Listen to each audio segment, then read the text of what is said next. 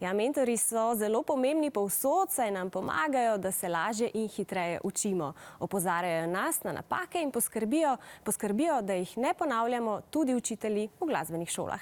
Izvedeli smo že, da ste z njimi zdaj povezani prek zaslonov. Danes pa bomo pogledali še nekaj posnetkov, ki so nam jih poslali učenci glasbene šole Rogaška Slatina.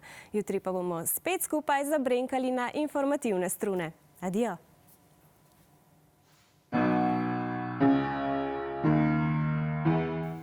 Jaz sem Ana in obiskujem 5. razred glasbene šole pri klavirju. Sem Marija Fric in že 4. leto igram citre.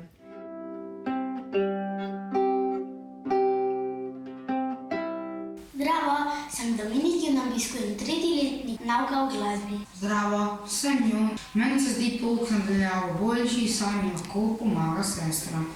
Durov sekstaport. Pa to? Durov kvart sekstaport. Sem Julija in obiskujem 6. letnik nauka o glasbi. Predelam osnov, ki nam je učiteljica pošlje, enako pa je tudi zapevski zbor glasbene šole, za katerega poslušamo pesmi, raztekmovanj in prebiramo note pesmi. Toliko kot prej dela prevzame moj profesor, ga imam sedaj jaz, torej sama se moram popravljati, sama se moram upevati, moram vedeti, koliko sem sposobna. Sicer je nekako bolj sproščujoče biti sam, ampak vseeno pogrešam nekoga, neko avtoriteto, da me vodi, bi lahko rekla, ja.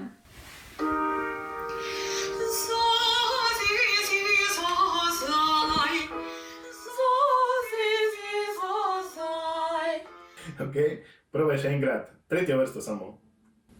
Ok. Ti učitelj ne more popravljati rok, ne more ti pokazati v živo, kako moraš nekaj zaigrati, ampak ga slišiš in vidiš njegove roke le po računalniku. Vesela sem, da sem lahko spoznala tudi ta način dela, saj se mi še, da bi delala preko Skypa, to nikoli ni zgodilo. Mi učiteljica pošlje snov, ki jo preko tedna zvadim, potem pa ji pošljem posnetek vaje. Imam učenje v živo malce raje kot pa preko računalnika.